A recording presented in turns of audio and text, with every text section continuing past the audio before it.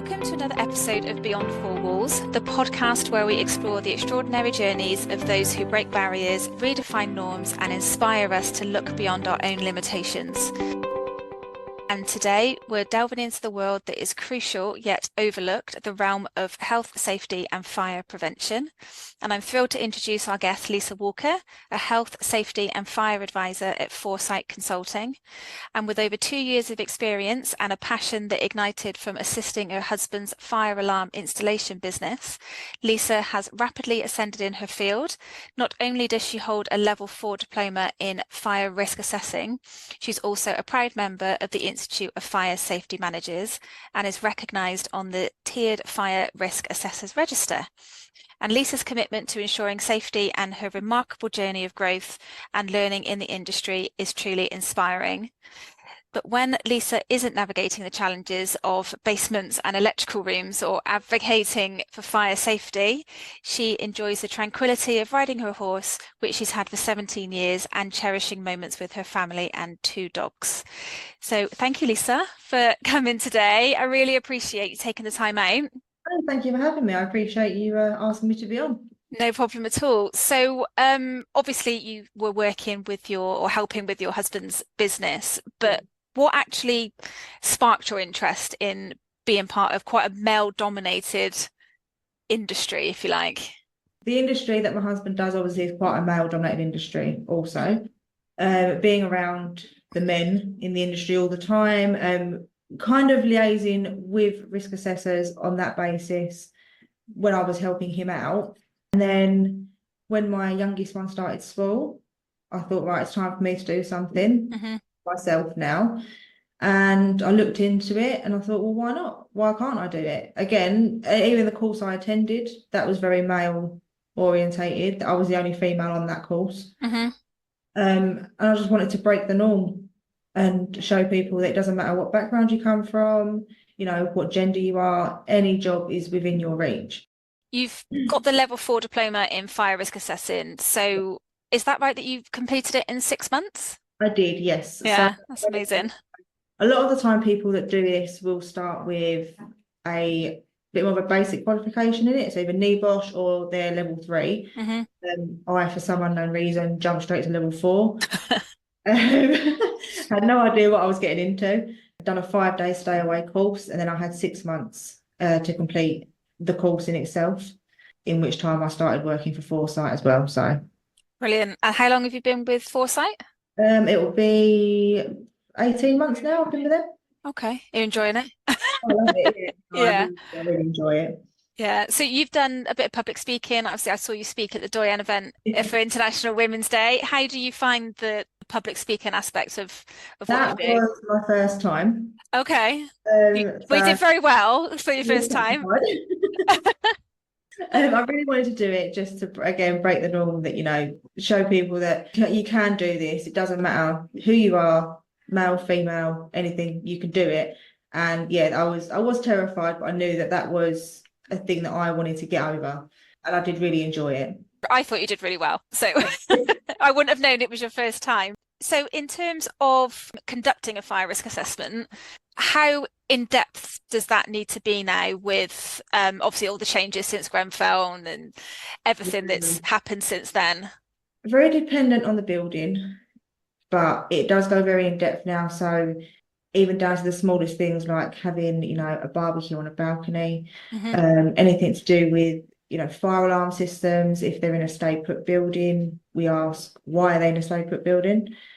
We do get questioned a fair amount on our fire strategies. A lot of people don't tend to understand why we're saying it's a stay put building. Well, if there's a fire, we want to leave, which is understandable. However, from a firefighter's point of view, if they're trying to get in to fight a fire, which a building is meant to be built to withstand, then you are only going to serve to get in their way. And you have to try and explain that to property managers a lot. If they sort of question, well, no, you know, this should be an evacuate. But we have to look at everything, breaches, if there's no fire stopping, if there's too much fire stopping, which can have the opposite effect. Cladding on a building, we have to ask for external wall surveys, all of that. Since Grenfell, it has got extremely in-depth to what it used to be. Yeah, Yeah. but how do you stay updated with all of the latest regulations? I mean, we all go to the conferences and Yeah. everything, but because that's all we've heard about, really, isn't it, for the last 8 years?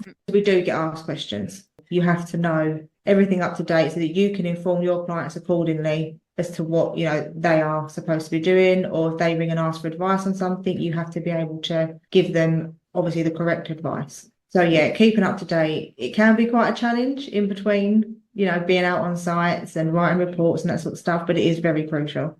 Can you share maybe a particular memorable experience or challenge you faced doing your job? It was only a couple of weeks ago, actually.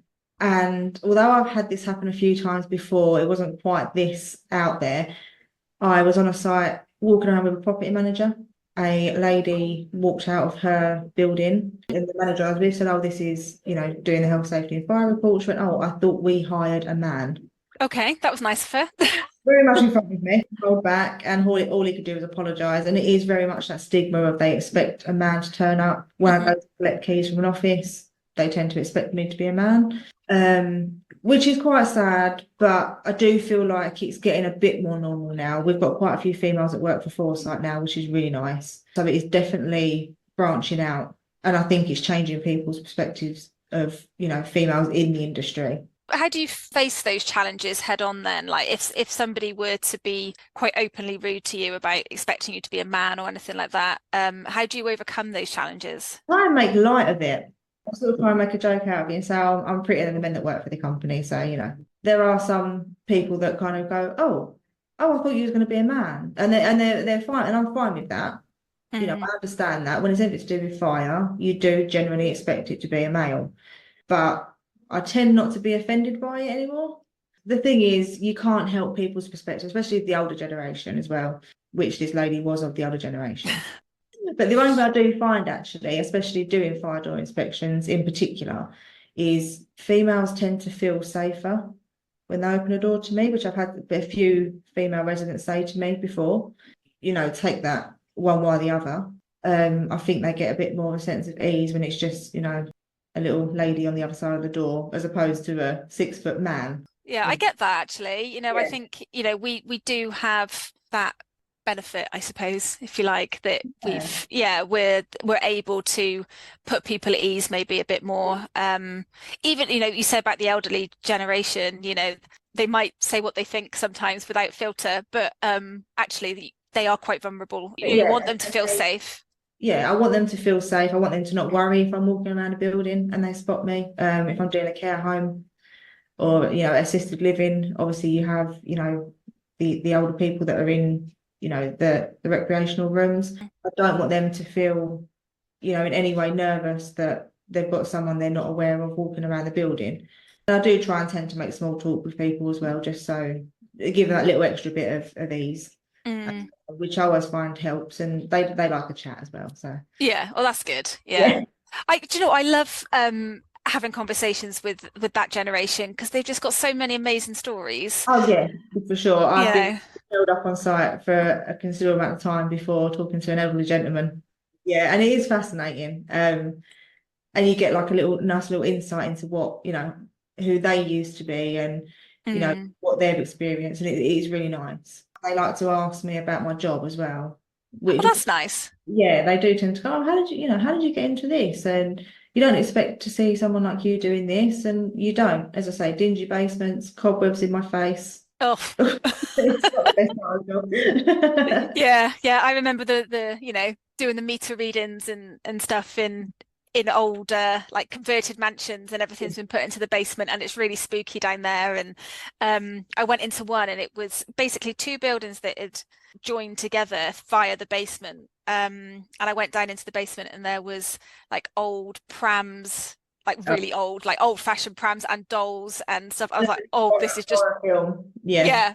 far too creepy. I just kept expecting things to jump out at me. Yeah, it wasn't nice. But can you give any advice to someone who's interested in pursuing a career like yours? My advice would be absolutely go for it. Do the course. If you are lucky like I was, you will find a company like Foresight that are willing to employ you without that qualification at the time.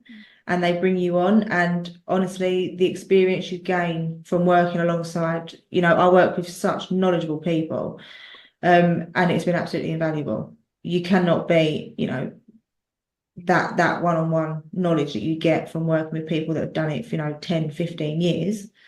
But I would say just do it. I was genuinely quite nervous when I turned up the first day of the course. I thought, what have I let myself in for? I did not have a clue, but it is genuinely, it's not quite as hard as you think once you're doing it.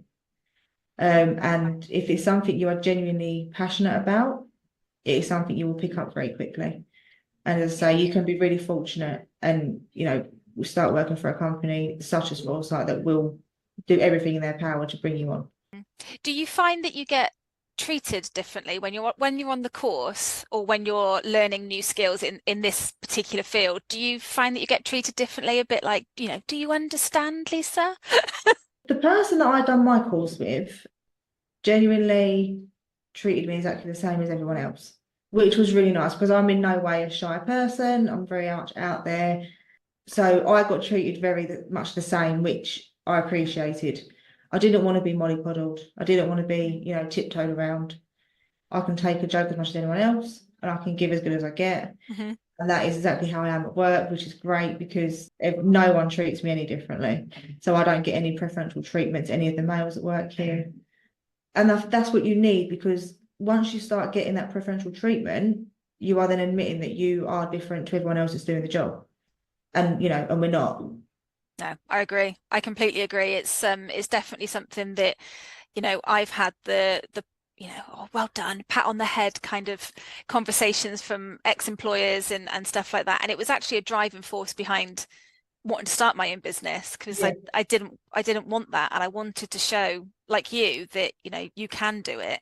It's not something that just a man can do. And I'm sure you get it all the time. You've got your family and your horses and all that kind of stuff. And do you ever get the conversations of, well, how do you balance your career with your family? And but that you wouldn't get that conversation with a man, really, would you? The female role in that partnership would take over. Mine's very different. My husband is very much, he obviously works for himself, so he's quite flexible, which allows me to be able to do my job without having to worry too much about anything. The flip side of that, they are very understanding here. So if there is ever a day that he can't make it back for a school pickup, they're very understanding with that. It's never a problem. It's not very often that I need to do that. I don't take my work home with me. I try and balance my time in the evenings between obviously my children. We try and do weekends away to make up for the time that I miss out on now, because obviously I used to be a stay-at-home parent, so now I'm kind of feel like I'm missing out on that time. But yeah, I get that. You just try and make up for it. You try and, like weekends away, days out, which cost a fortune these days. But they do. but it's all worth it, because you're then making them core memories. Absolutely, and it's the same conversation that should be had with any parent, or even people who have pets. It's a commitment nonetheless. So you could say the same principle to my husband and your husband.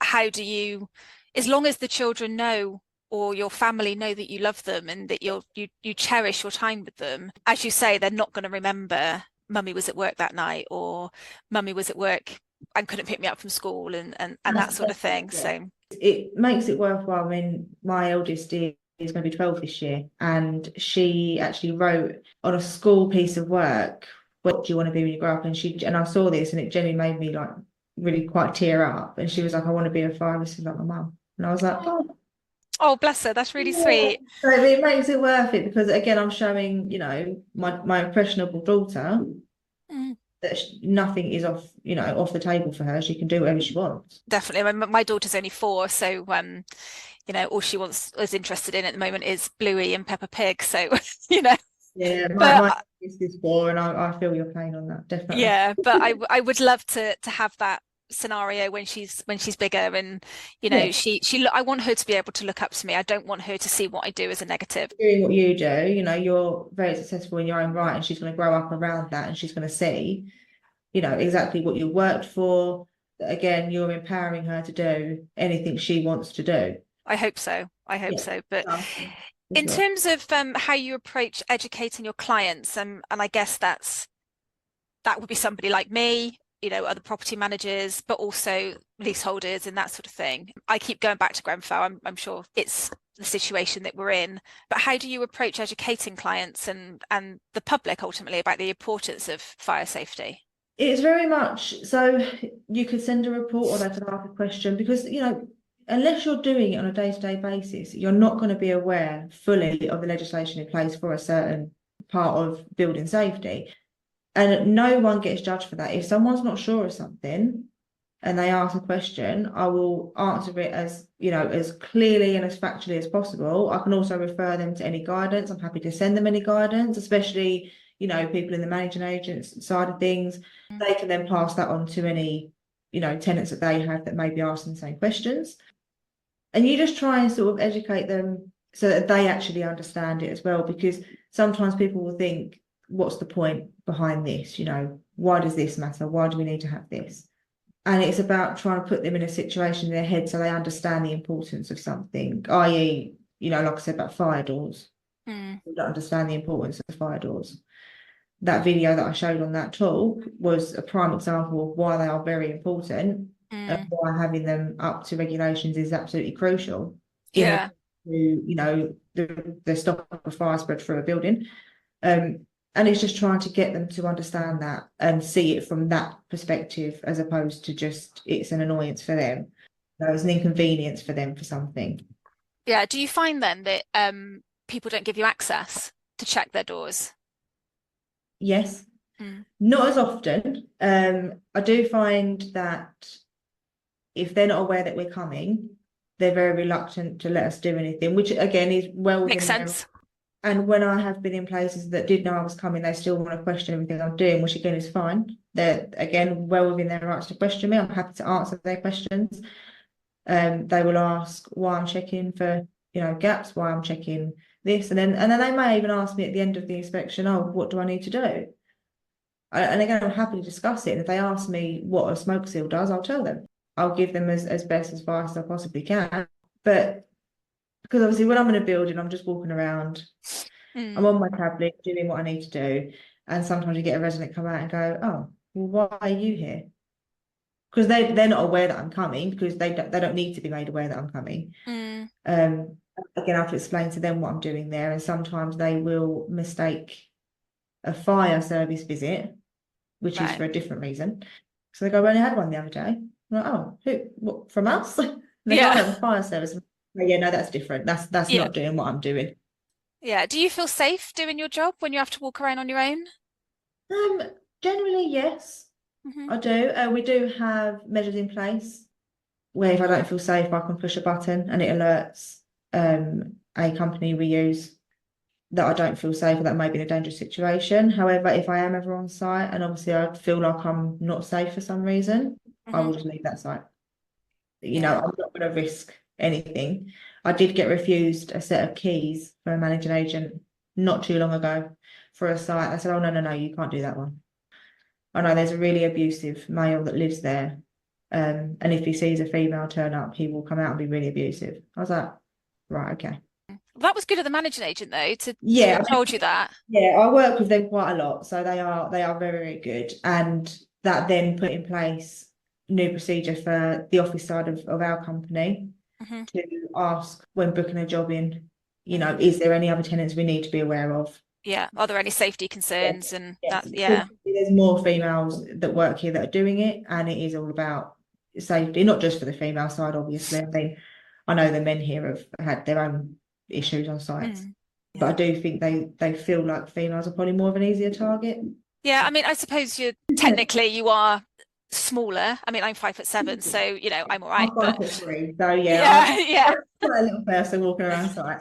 And yeah, I will look like an easier target than, some of my male colleagues who are, bordering 6 foot and taller and big burly men, and then you've just got me. But no, I've had no issues personally that have made me feel unsafe, thankfully. But But it's there is, great that you've got things in place. You know that your employer is already looking after you to Oh, know yeah. that you can go out on site and know that you can feel safe ultimately. So We are there to do a job. However, you're the priority. So if I pulled up to a site and, you know, I could see some strange behaviour, because I do go to a lot of, you know, older, not very nice areas sometimes. I've had a few questionable people around the estates that I've gone to, never to the point where it's been dangerous, but also where I've had to keep my eye out. yeah, Yeah. you get that gut instinct, don't you, to think, I'm not sure. You get the vibe. Yeah, that's it. And I'm sure you've had the same sort of thing as well, Mm. doing what you do, you have to obviously do property visits. Yeah. And I presume it's the same kind of thing.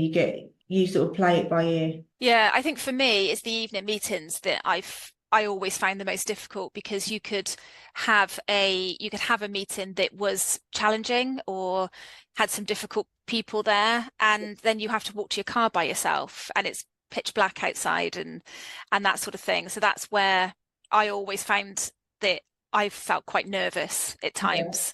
Things have changed now, and obviously we've got things in place as well Yeah. to make sure that we all feel safe and we are safe. But do you think the perception of fire safety, obviously it's evolved quite a lot over the last few years, but during your time, do you think it's evolved in that, in that short space of time, that there's more to it now and more education around it? I feel like there's definitely more education around it. There's definitely a lot more that they look into now. A lot more that we get audited on as well. You know, not a bad thing. But being both accredited also, you know, obviously comes with its own massive, you know, what we need to have and what we need to be doing. But I do feel like everything that we've had to take on board, everything we've had to learn, it's all benefiting everybody involved because nobody wants, you know, another Grenfell situation. You know, an extremely sad event. And we're doing all that we can. I know obviously the government legislation is doing all they can to try and put in place policies and legislation to prevent that from happening in the future. It doesn't matter sort of what building you go to, where it is, how tall it is, anything like that. There's always things that can be put in place. Yeah, definitely. What do you think are the most common misconceptions, I guess, around fire safety and people maybe not understanding the situation? Are there a lot of, oh, we don't need that or that kind of stuff? This is kind of a bit of a debate me and my partner do have quite a lot because himself as a fire alarm engineer, he will want every building to have a fire alarm. He thinks that is crucial for safety. The argument obviously we have is not every building needs one, and sometimes it can be more of a hindrance. You don't want to be panicking people. I've had a few new build properties that have got full fire alarm systems installed and they do not need them. You can't turn around to someone and say, take it out, because obviously they're paid to have that installed. But all you can do is advise them that it's not needed and to maybe get it silenced, not going to cause any confusion. Another thing is people don't understand why they can't have fire extinguishers in a communal area of a building. Mm-hmm. Don't know if you've come across that yourself. Yeah, I have. I mean, from my understanding is, you're not trained in it, so it could be more of a problem, as you Yeah, say, more of a hindrance yeah. than a help. You Yeah. don't want to encourage people that have never used them before to leave their flats to fight a fire. That is not what they're not supposed to be doing that. That's not, you know, we don't want them to risk themselves doing that. So as, you know, in theory, oh great, yeah, we've got, you know, firefighting equipment there.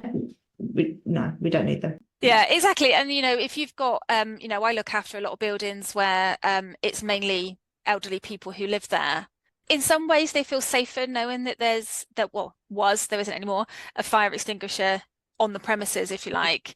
As you say, when I explain to them that actually you're going to want to be trying to get out of the building. Yeah. You're not going to want to be trying to fight a fire with, the wrong type of fire extinguisher for that particular fire. So we want you to be safe. The building's insured, ultimately we want you to Yeah. be okay, not hurt yourself. So This is it. And another thing, obviously, fire doors, people don't understand why they need to have all of this changed. And you have to really explain to them, it's like the main way that I can get it through to people is it's not just for your safety, it's for everybody else's. We're not just trying to protect you, we're trying to protect the whole building. You know, and we've been to buildings before, I've been to a building before where I couldn't assess the fourth floor because there was a fire in a flat. Nowhere else was burnt, just that particular flat door. And that just showed the absolute crucialness of having those doors on, because that could have been a whole lot worse. Yeah, it's just that constant education, isn't it, to try and keep people knowing, what you need to do, and Yeah. just keeping people safe at the end of the day.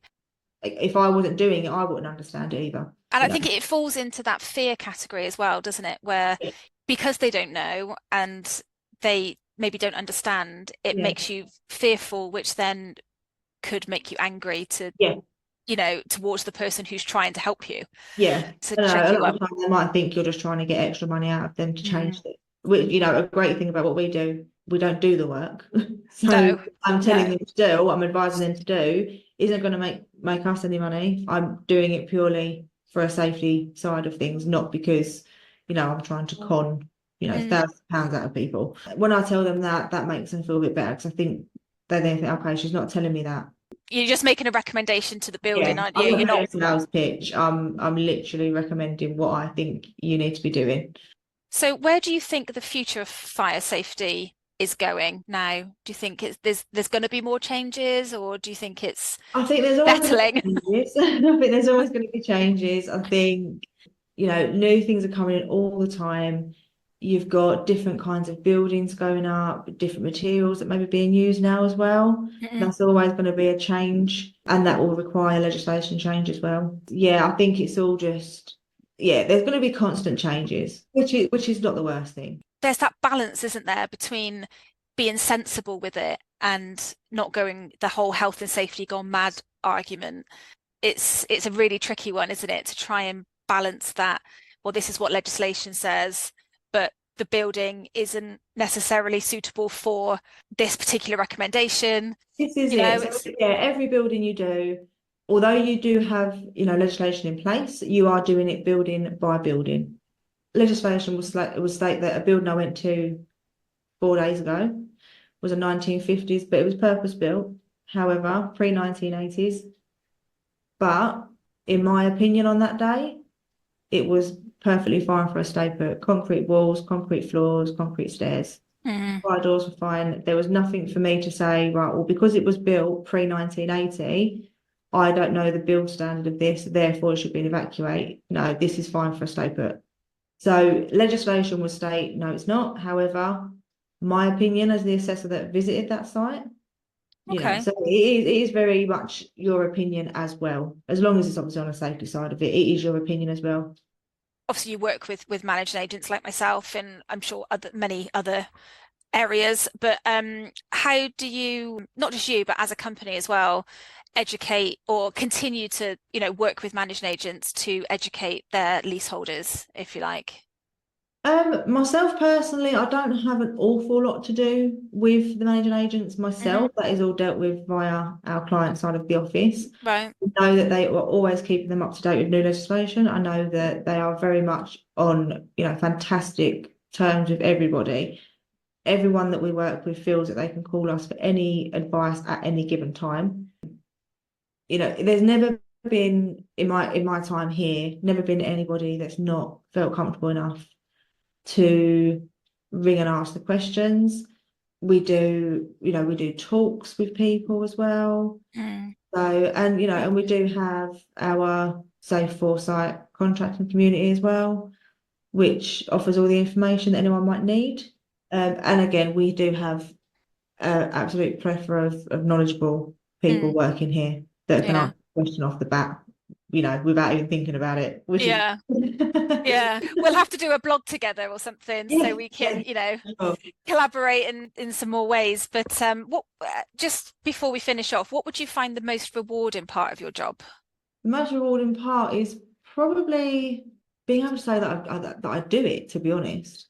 I Okay. must say the most rewarding part I think is beating that norm Mm. and being able to competently go out and assess a building and know that I'm doing what's right, for the safety of everybody, and obviously from the managing agent side, advising them as best as I can on how to keep their selves up to date, and just getting to meet people on a site and putting that past indication that I should be a man to bed, because Yeah. it's going to get them more used to seeing a female walking around doing this sort of thing, and then that applies to any job. There's not many jobs that a female can't do. I completely agree. Well, we'll keep pushing the female Yeah, empowerment. I'm But here for that, most definitely, yes. yeah, definitely. But if people want to find you, how can they do that? They can visit foresightconsulting.co.uk. They can give our office a call Mhm. on 014, I don't remember. Saying that. Don't worry, we can put it in the show notes. It's fine. It's in there somewhere. Or they can contact us by email, all on the website, and we are more than happy to assist in any needs you've got. Personally on LinkedIn as well, aren't you? I So am on LinkedIn indeed, yes. Lisa yes, Walker, yes, I am. perfect. So I'll put all of that in the show notes as well. So, but thank you so much for your You're time. I very really welcome. appreciate it. Yeah, we will have to catch up soon over that blog. And yeah, we'll definitely catch up soon. Wonderful job. Thank you so much, Yeah. Lisa. I Thank you so appreciate much for it. having me. I really appreciate the time. Take Take care. care.